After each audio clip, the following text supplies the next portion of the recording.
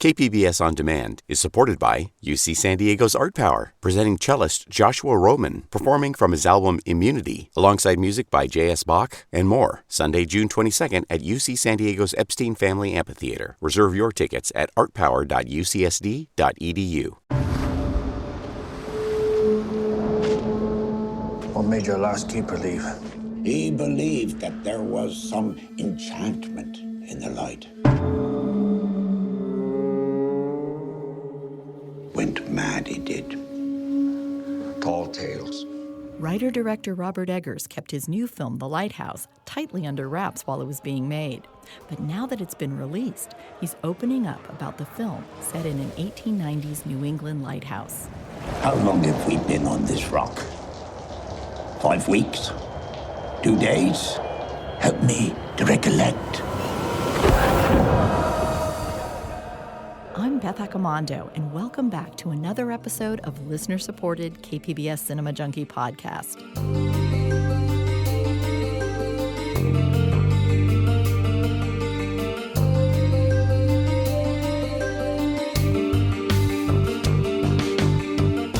Today, I look to a pair of new films and speak with filmmaker Robert Eggers about The Lighthouse, starring Willem Dafoe and Robert Pattinson. And then I talk to Stephen Merchant about his role as a Nazi in Taika Waititi's anti-hate satire, Jojo Rabbit.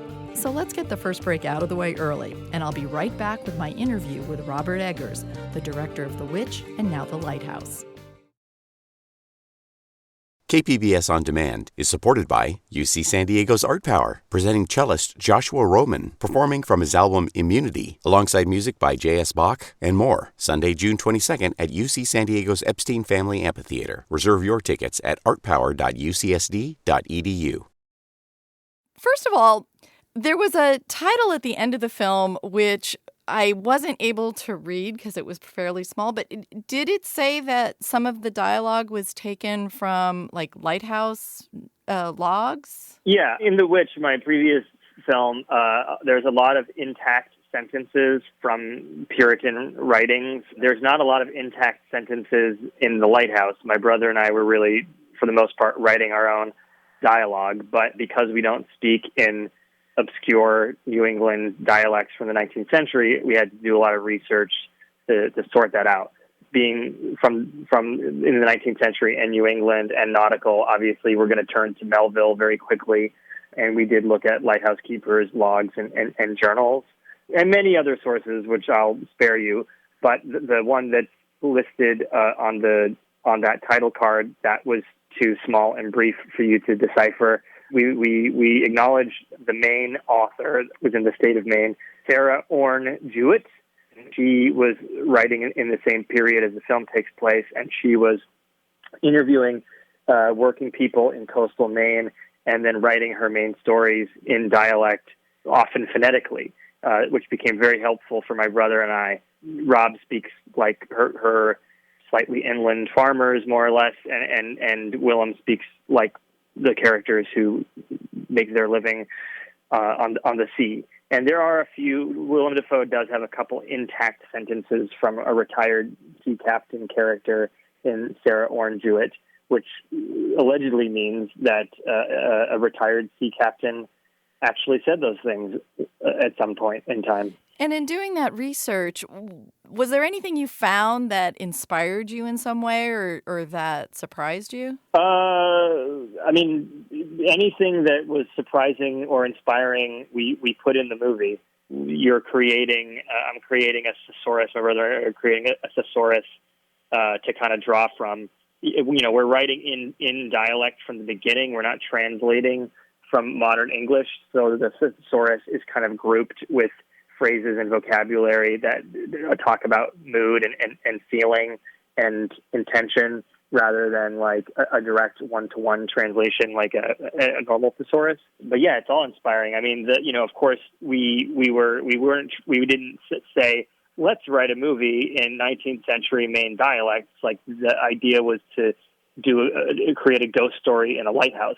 It didn't end up being a ghost story. It ended up being something more strange. But it was that concept, and then the black and white atmosphere, the black and white, crusty, dusty, rusty, musty atmosphere of this nautical world with cable knit Guernsey sweaters and stumpy clay pipes and salt cod.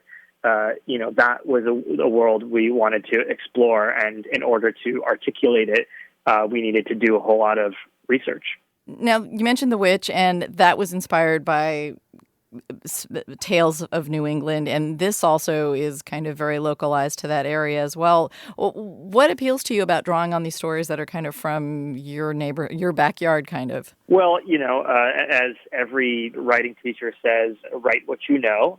So there's that. And Max and I kind of grew up in the location of The Witch in a clapboard house surrounded by scary white pines.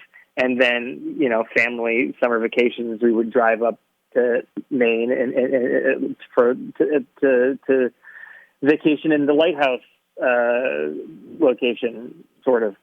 And both films are certainly me trying to commune with the folk culture of my region's past, or I should say, the culturally dominant Anglo-Protestant folk culture of my region. I wanted to ask you about your choice of the aspect ratio for the film. Do you intend for it to be seen on a big screen where it does have these kind of black pillars on either side? And the reason I ask is that there were certain times in the film where that almost made it feel more claustrophobic, like they were moving in on the characters. And sometimes it blended into the frame and made it seem wider. And I was just curious if you intended it to be projected kind of on a screen like that, or to have it just be that squarish frame. Well, the boxy aspect ratio does a few things for us. For one thing, it is an old-timey aspect ratio, 1:19 that comes from the early sound era. And so it, on a very simple, easy surface level, transports us back in time a bit. But additionally, we're framing vertical objects like the Lighthouse Tower and cramped claustrophobic interiors, like you mentioned, and a boxy aspect ratio is better for that than a wide one. In a perfect world, I would kind of prefer for it to be screened in theaters that had a more square screen. But obviously, knowing that we live in 2019 and theaters are designed for CinemaScope, I was quite aware that in nearly every situation, this movie is going to be seen as a box, in the middle of a CinemaScope screen with pillar boxing. Was I conscious about the pillar boxing adding to the claustrophobia? Maybe, but I think if there were theaters that had a slightly squarer screen, I might prefer that. I still think it would be plenty claustrophobic, just as Pabst Kameradschaft, which was a film made in the early 30s about a mine, but was very claustrophobic in this aspect ratio back when screens were more square. Well, what I love about your films, this one and The Witch, is that you really feel this sense of craft going on, in the sense of, I feel like everything that's there is there for a very particular reason, and you really took the care to frame it exactly like that, light it exactly like that, put the elements in the frame. And I'm just wondering, when you tackle these things, did you know from the beginning that that's the aspect ratio you wanted to work in, and that you wanted it to be black and white? And kind of where in the creative process did some of these decisions come in? Black and white and a boxy aspect ratio were there from the very, very first time that my brother said a ghost story in a lighthouse. How we specifically carried these things out is an evolution of that comes from research and writing, and the story becoming more clear. And then some of the technical stuff is also like what me and Jaron, the cinematographer, and I can literally get our hands on. The even boxier aspect ratio than Academy, the 1:19 early sound business, that came a few years into thinking about the movie. Jaron brought that up half jokingly, but I thought that it was a fine idea. But, we would have wanted to have photographed the movie on orthochromatic film stock, but that doesn't exist anymore for motion picture cameras. So we used a black and white negative called Kodak's XX That hasn't changed since the 1950s.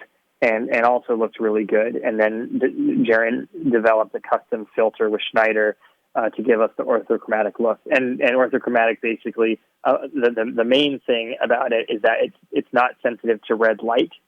So the color red renders black, and all the rosy hues in Caucasian skin tones render darker. And you're picking up every blood vessel and pore, which is going to make Robert Pattinson and Willem Dafoe look more like salty semen. I have to say that when I went to the film, I had gone with no sleep the night before because I had a project I was working on deadline. And I have to say that on a certain level, that intensified the experience of making it a little more like kind of hallucinatory on a certain level. And I just wanted you to talk a little bit. I'm glad you didn't just fall asleep. No, not at all. It was. I found it quite riveting. Talk a little bit about how because there's this mix of some of it feels very kind of gritty and real, and then there are these other moments where it just kind of. I don't want to give away too much, but there's other moments where it like takes off and creates a very different kind of fantastical world. Well, fairy tales, folk tales, mythology, religion, sometimes the occult. That's what really interests me. And so in exploring the folklore of New England and the nautical New England and the imported folklore from the British Isles and Western Europe, there's going to be a mermaid. And you have to try to make that mermaid as credible as the buttons, the period correct United States Lighthouse establishment buttons on Willem Dafoe and Robert Pattinson's uniforms. And of course, it is a story of two men in a claustrophobic pot boiler situation. And so, that's going to lead to madness, and madness leads to large emotions. And I actually don't think that Dafoe and Rob's performances are stylized. I think that they're quite realistic. But if you've ever been face to face with madness, it can seem quite extreme. And there are certain elements in this that harken back to H.P. Lovecraft, and I'm wondering if you are a fan of his and if that influenced you in any way. Yeah, absolutely. Poe, Arthur Machen, M.R. James, Algernon Blackwood, Lovecraft were all influential to this movie. Though my brother and I prefer the Jamesian ambiguity rather than Lovecraft kind of explaining everything. If this were truly Lovecraftian, when Rob finally gets his hands on Willem Dafoe's logbook, it would be filled with Dagon runes and explanations of how Willem was part of a mystical cult and the Lovecraftian god that lived in the beacon of the lens, and all that stuff would be explained. Not that I'm saying that's what is happening in the movie either. But that kind of specificity I'm not really particularly interested in for this movie. Well, what I like about your films also is that you take horrific elements and you take certain elements that are kind of familiar horror tropes, but you always seem to be able to push the boundaries of conventional horror to find something that feels uniquely your own. Well, thanks. That's a very nice compliment. I think it's just that the stuff that I read and watch and am inspired by, the composers and painters as well, they all tend to be in cemeteries. So people are kind of less familiar with some of my influences. So that can give my films the appearance of being unique, even if I know they aren't. And one element that's great in this also is the soundscape, because there isn't a real defining line between kind of ambient sound or real sounds and then music and then sound design. And talk a little bit about how you work with sound on your film. In a very heavy-handed fashion. There's a lot of sound telegraphing what's going on. I'd love to make a movie one day that doesn't have a musical score, but both The Witch and The Lighthouse, because they're dealing with these ecstatic emotions and experiences, I don't think that you can really communicate that without music. But yeah, when I was shooting the film on Cape Horseshoe, which is a peninsula off the southern tip of Nova Scotia, an incredibly punishing, inhospitable location, I might say, the sounds and the power of the sea and the wind was so present that, I wanted to have a really large sounding movie. That was the only way to do it. So we worked very hard with Damien Volpe, the sound designer, and Mark Corvin, the composer, on as you say, blending the lines between these two things, where the foghorn would sort of meld with the aleatoric brass section and Willem Dafoe's flatulence. And there was a lot of work to be done to make sure that every object in the house sounded as crusty, dusty, rusty, musty. I hope I didn't already use that string of words in this interview. But, to make everything sound as broken down as possible, so that when you hear all the rust and old pipes and horrible sounds of the water pump, that that the water that's going to come out of that has got to be the worst tasting water that's ever existed. You mentioned that when you and your brother were younger, that there were things about witches and ghosts that scared you as kids. What kind of influences did you have as a child in terms of the things that scared you, and how that maybe has colored your creative interests moving forward into filmmaking? I mean, obviously, witches were a big deal. Since I've made The Witch, I haven't had a nightmare about the witch, so I suppose I kind of exercised that. So that's nice. But I think all these childhood memories are a huge part of any creative person's work. I mean, it's part of any adult baggage and what makes them who they are, any adult. But of course, in doing creative work, if it's going to resonate, you're drawing from your autobiography. I don't think I would ever literally make anything autobiographical. I don't think interesting enough. But you put your pieces of yourself into the fictions that you create. So whether it's a literal fear of a creature like a witch, or an archetype like a witch, there's also just the everyday anxiety of childhood and being afraid that your parents are going to find out that you flunked everything that semester, that you can, imbue your work with that same kind of terror, or try to. That was filmmaker Robert Eggers. The Lighthouse opens in more theaters this week. I'll be right back after this final break with my interview with Stephen Merchant. He plays a Nazi in Taika Waititi's new anti-hate satire, Jojo Rabbit. Although Merchant only acts in this film, he's a writer and director in his own right and was one of the creative forces behind the British sitcom The Office. So sit tight, and I'll be right back to talk about Jojo Rabbit with Stephen Merchant.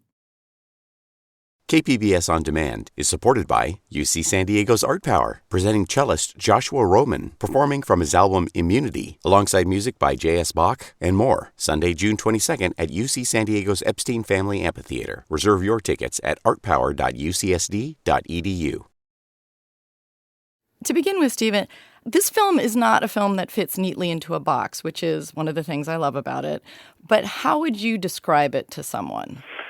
Yes, it's a tricky sell, as it were. Obviously, the people behind the movie have labelled it an anti-hate satire, which I think is a pretty accurate description. But yes, do you mean in terms of how would I describe the story, or how would I categorize the tone of the film or the feel of the film? If you were trying to get somebody to come to see your film and they were a little bit like, I'm not sure what it is, what would you tell them? Well, firstly, I would tell them that for me it fits into a tradition of movies that I've always really loved, which use humor to deal with big or difficult subjects. It puts me in mind of films like Dr. Strangelove. You know, there's no more bleaker subject than nuclear apocalypse, but dealt with such irreverence and humor that obviously famously became a classic. I think Monty Python's The Life of Brian did something similar with religion. And in this case, we're dealing with Hitler, we're dealing with prejudice, and the way that sort of, I suppose, people can get swept up in a particular ideology, particularly children. And so in that regard, it fits into an even longer tradition of movies that satirized and mocked Hitler right back to the 1940s when he was still in power. Obviously, Chaplin's The Great Dictator being a kind of prime example, but also Ernest Lubitsch did it with To Be or Not to Be, later Mel Brooks in the 60s. And certainly in the UK, where I'm from, there was a long tradition of sort of people mocking Hitler. Even I remember on talk shows, people would come on sort of dressed as him and goof around. And so I suppose for me, that's what kind of appeals to me about the film, is it's very comic, but I think it deals with big ideas, and I think also by the end, it's very moving, and I think it takes you on an emotional journey, which in a climate of movies where there's a lot of, and nothing wrong with it, but a lot of superhero movies and remakes, it's quite brave, I think, to make a film in which a young boy has Hitler as an imaginary friend. All right, you've mentioned like some of my all-time favorite films in that list, but we're at a time right now where it seems comedy is in a difficult spot because people seem to be almost looking to be offended and to kind of take this stance of like, you can't make jokes about that, which is a little different, or not, maybe not a little different, but it seems like there's a very acute sense of this right now. So how do you kind of get a comedy like this to reach an audience and to kind of sidestep some of that? Well, it's tricky, isn't it? I think there's a difference between giving offence and taking offence. And sometimes people can take offence at something, and there's no way of you policing that, really, as the filmmaker.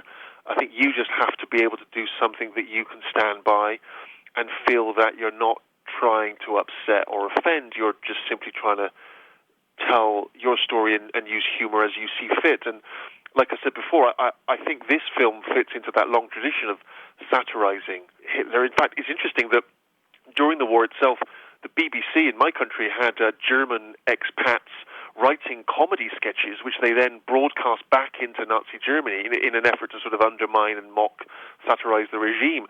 And so I suppose for me it seems odd that we would be overly sensitive now about dealing with this subject when, in fact, at the time, humor was one of the direct targets against him. So, yes, of course, people will always feel there's subjects you can't joke about.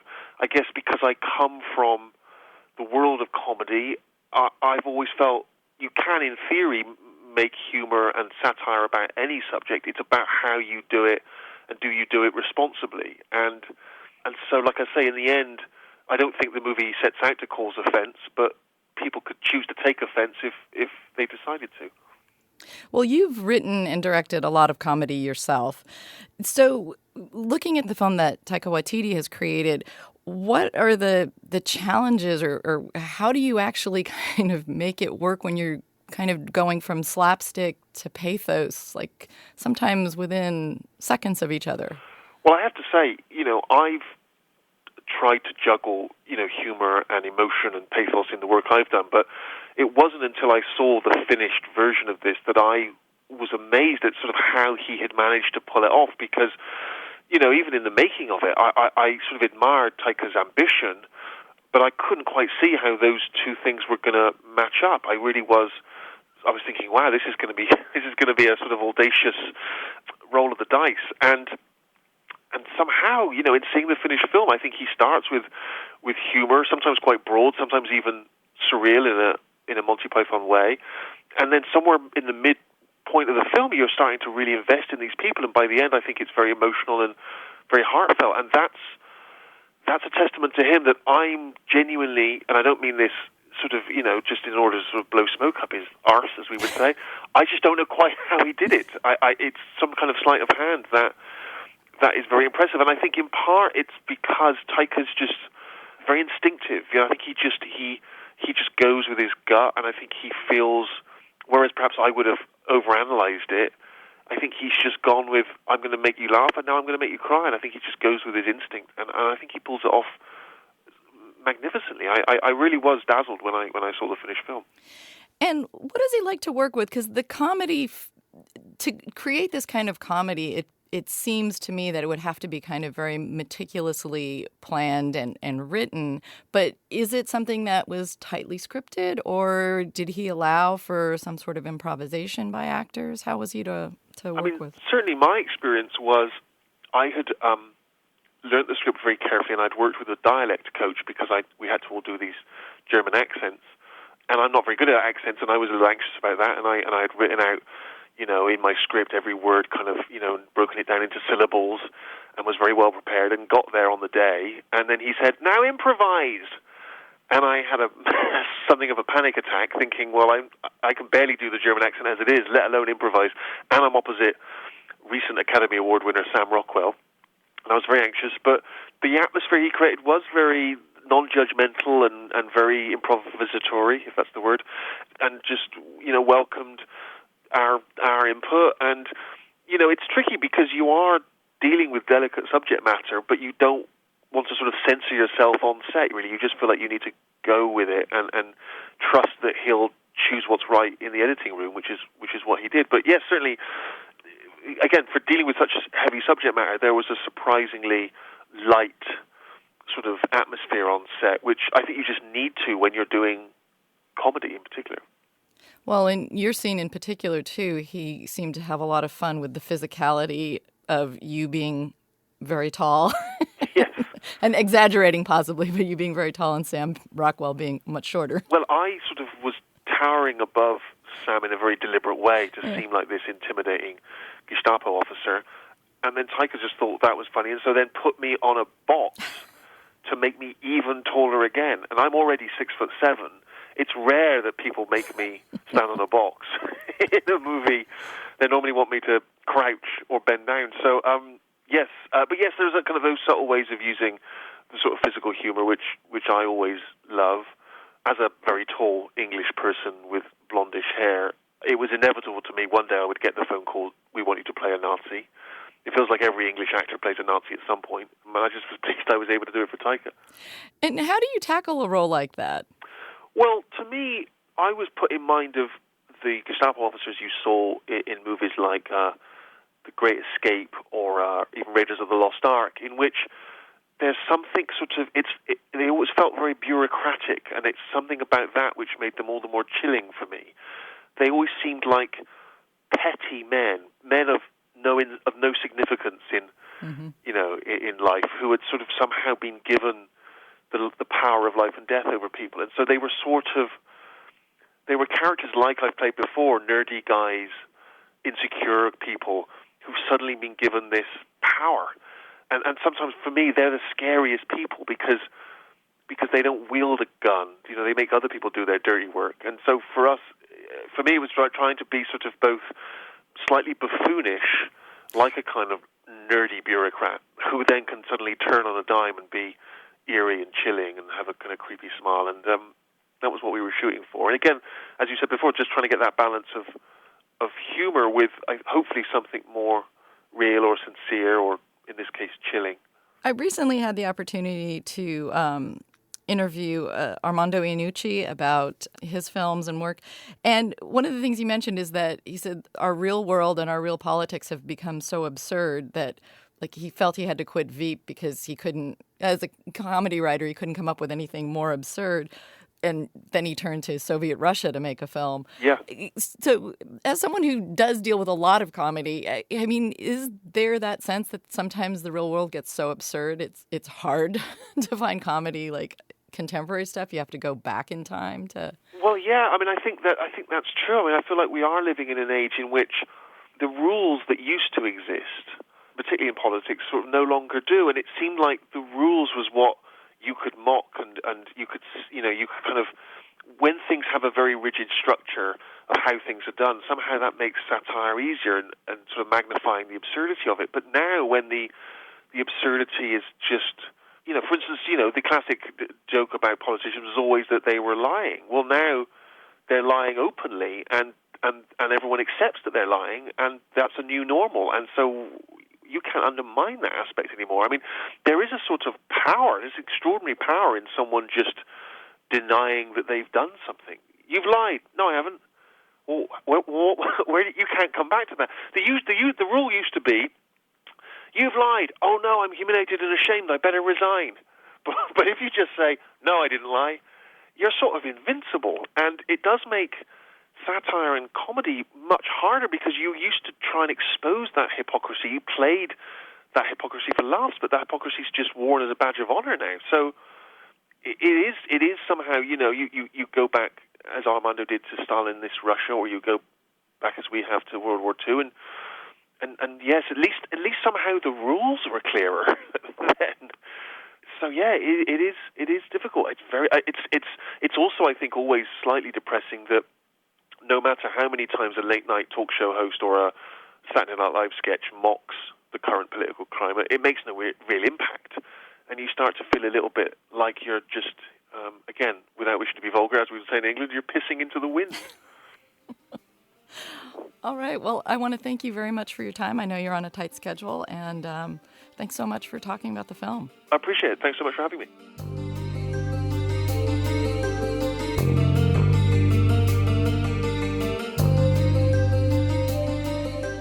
That was Stephen Merchant, who plays one of the Nazi officers in the new film Jojo Rabbit that opens in theaters in November. Thanks for listening to another episode of Cinema Junkie. The show comes out every other week. And in a crowded podcast field, I need your help to get more people to give Cinema Junkie a try and hopefully become addicted. So consider telling a friend to take a listen. Till our next Film Fix, I'm Beth Accomando, your resident Cinema Junkie.